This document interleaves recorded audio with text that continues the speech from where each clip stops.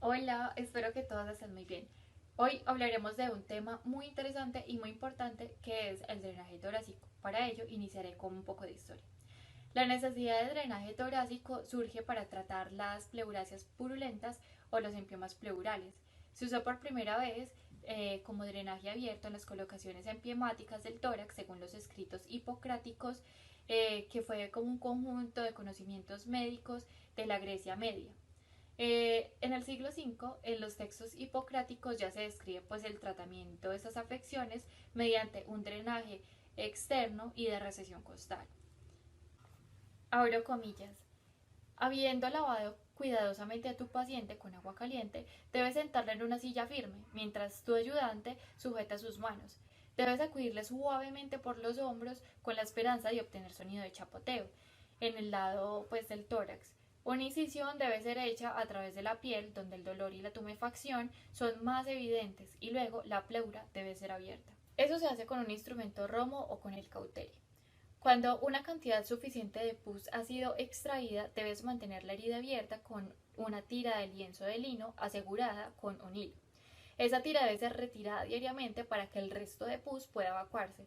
Al 10º día después de la operación debes irrigar la cavidad con vino templado y aceite con el propósito de limpiar la superficie del pulmón.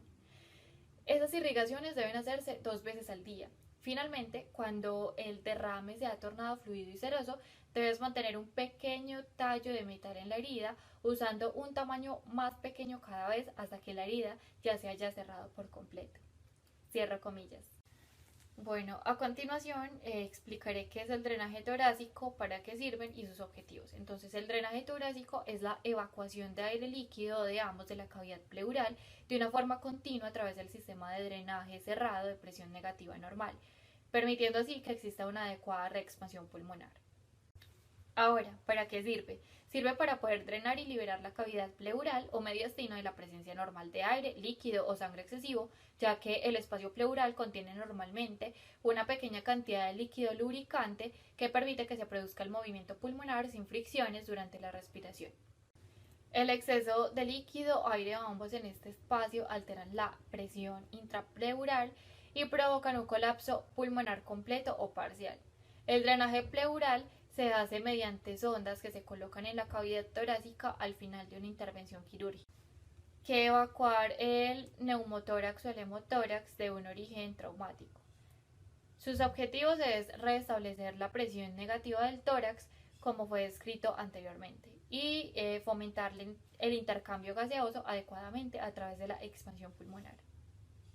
Bueno, en el drenaje de tórax se debe tener en cuenta las complicaciones, en qué pacientes se debe usar y las contraindicaciones. Como ya sabemos, el drenaje de tórax sirve para eliminar el líquido o aire que se encuentra a nivel intratorácico.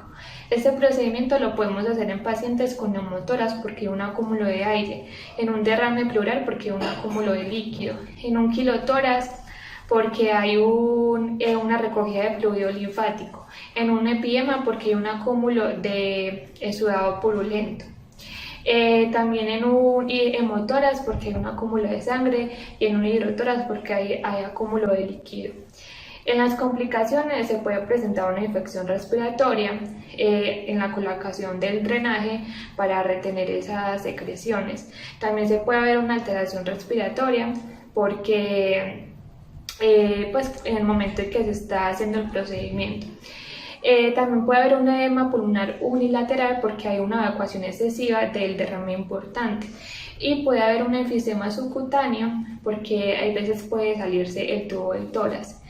Y como contraindicaciones, podemos tener que el paciente pues, no colabore en el procedimiento y se presenten pues, errores. Y también está que se puedan quedarse cicatrices a nivel de la pleura. ¿Cuándo se deben retirar los tubos de drenaje torácico? Los tubos de drenaje torácico se deben retirar cuando el drenado disminuye hasta una cantidad mínima o nula y las fluctuaciones en la cámara de sello de agua cesan. El paciente respira fácilmente y los rayos X muestran que se ha reexpandido el pulmón. La retirada del tubo endotorácico debe hacerse durante la expiración forzada, manteniéndolo conectado a aspiración. y procurando hacer un pliegue en la piel para evitar la entrada de aire. Una vez que se ha sacado el tubo, se anudará rápidamente el punto de colchonero que aproxima los bordes del orificio y se desinfecta con povidona yodada. Se impregna la herida con vaselina estéril que hace una película y que impide la entrada del aire. Se debe realizar una radiografía de tórax de control y por último observar el paciente y ver su evolución.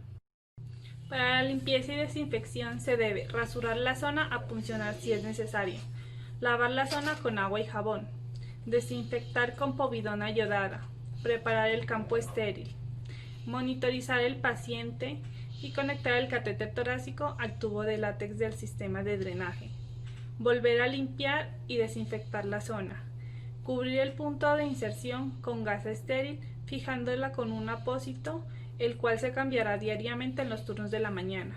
Se utilizarán guantes estériles, se limpiará con suero fisiológico y a la vez se hará una inspección en la zona por si hubiera un edema, inflamación o crepitaciones.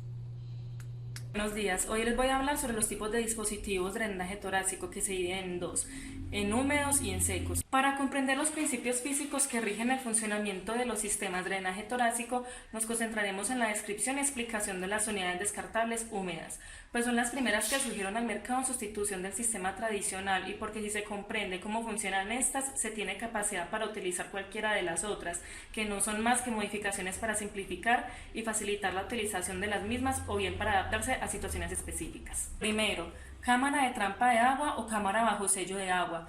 Deberá llenarse siempre con agua estéril hasta el nivel prescrito de menos 2 centímetros, con lo que se crea un sistema de válvula unidireccional que permite el drenaje, pero no el retorno o la entrada de aire exterior en la cavidad torácica. La mayoría de los sistemas descartables de drenaje torácico comercializados en la actualidad disponen de mecanismos de seguridad integrados a esta cámara de sello de agua para controlar por un lado el exceso de alta negatividad y por otro poder liberar si fuera necesario la presión positiva acumulada. Primero, cámara de trampa de agua o cámara bajo sello de agua. Deberá llenarse siempre con agua estéril hasta el nivel prescrito de menos 2 centímetros, con lo que se crea un sistema de válvula unidireccional que permite el drenaje, pero no el retorno o la entrada de aire exterior en la cavidad torácica. La mayoría de los sistemas descartables de drenaje torácico comercializados en la actualidad disponen de mecanismos de seguridad integrados a esta cámara de sello de agua para controlar por un lado el exceso de alta negatividad y por otro poder liberar si fuera necesario la presión positiva acumulada. 2. Cámara de control de aspiración. En las unidades húmedas se llenará con agua estéril siempre que se desee añadir una presión negativa mediante aspiración. En este apartado es recomendable seguir las instrucciones del fabricante del modelo escogido o disponible, pues puede variar de uno a otro.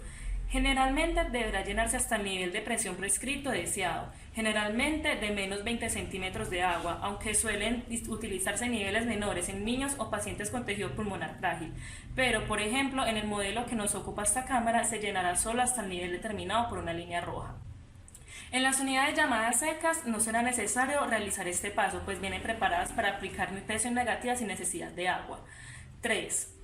Cámara graduada para la colección del drenaje, que nos permite fácilmente observar las características del líquido drenado si lo hubiera, así como cuantificarlo hasta 1-2 litros aproximadamente, según modelo presente en todas las unidades. 4. Tubo protegido de látex que deberá conectarse asépticamente al tubo torácico o catéter del paciente, una vez colocado este por el médico y que permitirá el drenaje de aire, líquido y sangre hacia la cámara recolectadora de la unidad de drenaje, situada siempre a 30 centímetros, como mínimo por debajo del nivel del tórax. 5. Válvula de liberación de negatividad elevada que permite reducir manualmente el nivel de la columna de agua o disminuir la presión negativa ejercida sobre la cavidad pleural cuando el sistema se haya conectado a succión. Nunca deberá utilizarse este dispositivo cuando el paciente se encuentre sometido a drenaje por gravedad, porque podría reducirse hasta cero la presión interna de la unidad, con el siguiente riesgo de provocar un neumotórax a sección en el paciente. 6. Dispositivo o tubo de látex situado en la parte superior de la cámara de sello de agua. Deberá dejarse abierto al aire y por tanto sometido a la presión atmosférica si se desea un drenaje por gravedad. En cambio, si se desea añadir una presión negativa de aspiración al sistema, deberá conectarse a la fuente de succión externa después de llenar si es necesario la cámara de control de aspiración. De este modo aplicaremos un drenaje bajo aspiración. 7. de presión negativa que permiten modificar la presión negativa aplicada cuando la modalidad escogida es el drenaje bajo aspiración. Continuamos con los sistemas de drenaje, vamos desde los más antiguos hasta los más actuales y cómo se deben de vigilar estos sistemas. Vamos con los catéteres de drenaje que han tenido su propia evolución, creados en 1920 en la India con cauchos de goma y plástico, con tamaños de 6 a 40 French. Seguimos con los tubos conectores, son aquellos fabricados con plástico o látex con una terminación en forma de embudo para evitar que se desacople el sistema recolector. Debe evitarse al máximo la formación de asas en las mangueras, pues en ellas se puede acumular líquido o coágulos, y los tubos no se pueden ocluir por ningún motivo. Y seguimos con los sistemas recolectores, que también han tenido su propia evolución y en la actualidad pueden clasificarse en dos grupos, el drenaje pasivo y drenaje activo. El drenaje pasivo consta de un drenaje de una sola vía que permite la salida de aire o líquido durante la expiración y evita la entrada de aire durante la inspiración. Está la válvula de Heimlich, que es un sistema muy básico que consiste en una válvula unidireccional de látex dentro de una recámara plástica que evita su contacto con el medio exterior. Entonces también está el drenaje con sello de agua, que es importante conocer este sistema porque hace muy poco era la forma más común de drenar el espacio torácico, y los puntos fundamentales son, se utiliza una botella con una tapa hermética y dos tubos. El diámetro del tubo debe ser la 20ª parte del diámetro de la botella. Su longitud debe permitir que sobresalga de la tapa hermética, en la cual donde se conecta con la manguera y la manguera de conexiones al tubo de tórax. Y en su parte inferior se debe encontrar con 2 centímetros por debajo del nivel del agua para así formar el sello de agua. De esta manera, si durante la inspiración el paciente logra generar una presión intrapleural o una presión negativa de 20 centímetros de agua, el sello de agua sube 1 centímetro por el tubo, dejando todavía otro centímetro de seguridad a nivel de agua, para evitar que ingrese aire a través del drenaje. Existen también sistemas de drenaje digital que tradicionalmente se medían las fugas de aire mediante la observación de las burbujas en el sello de agua, y estos sistemas permiten medir la fuga de aire en una recámara que ya viene grabada para tal fin. En la actualidad se consiguen dos dispositivos, el TOPAS y el ATMOS, que incorporan una interfase digital que permite medir la presión pleural y el flujo de aire a través del tórax, y con esto hacer un mejor manejo del tubo, y en lo cual conlleva una menor estancia hospitalaria y permite el retiro más temprano del drenaje torácico. También tenemos el sistema de drenaje balanceado. Es un dispositivo desarrollado específicamente para el drenaje del espacio pleural después de una neumonectomía, que requiere un conocimiento profundo de cambios de espacio pleural después de una cirugía, el cual su manejo debe ser reservado para un cirujano de tórax. Existen derivaciones pleuroperitoneales. Estos sistemas incluyen el drenaje de tipo Denver, que consta de 2 drenes de silicona unidos por una válvula que produce un flujo anterógrado con la digitopresión. Permite que al presionar al paciente el líquido pleural fluya hacia el peritoneo. A continuación, algunos aspectos básicos de importancia para el manejo del sistema de drenaje pleural.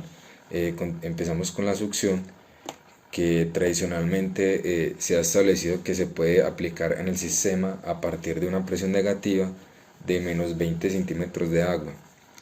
Sin embargo, en situaciones especiales como en niños puede ser menos 10 centímetros de agua. La gradación de la succión se logra con la manipulación de los sistemas recolectores. La manipulación del grado de succión solo debe hacerse o manipularse por una persona entrenada en manejos de complicaciones como neumotoras, atelectasias, colapso pulmonar y persistencia fugas de aire, entre otras. El retiro de tórax, el tema más controversial, pero se deben tener como los siguientes estándares. Primero, la producción del tubo debe ser menor de 200 mililitros en 24 horas. No se debe haber fuga en el drenaje torácico y la radiografía debe mostrar un pulmón completamente expandido. También debemos de tener en cuenta las fugas de aire, que existen dos clases de fugas de aire. En estas tenemos la fístula alveolo-pleural, que es secundaria a la ruptura del tejido pulmonar distal en un bronquio segmentario, que puede producir una fuga de aire de bajo flujo, que normalmente se cierra sola antes de los 5 días. Y la fístula broncopleural es secundaria a la comunicación de un bronquio fuente lobar o segmentario con el espacio pleural. Puede producir una fuga de aire grande o de alto flujo, lo cual esto tiene un gran compromiso de respiratorio del paciente y requiere algún tipo de procedimiento quirúrgico. Finalmente tenemos la radiografía de tórax, que si bien en algunos centros es obligatorio la toma de radiografías diariamente, se debe tener una radiografía de tórax en el posoperatorio inmediato para comprobar la expansión pulmonar. Se debe tomar una radiografía de tórax en la mañana al día siguiente de la cirugía y después de que el paciente se haya movilizado del quirófano. La radiografía de tórax posterior al retiro del tubo pues ha sido un tema muy discutido, en el cual se encuentra ya estudiado que no es necesario, pero teniendo en cuenta también de que cada paciente es diferente y que sus estructuras pulmonares se deben comprobar y diferenciar.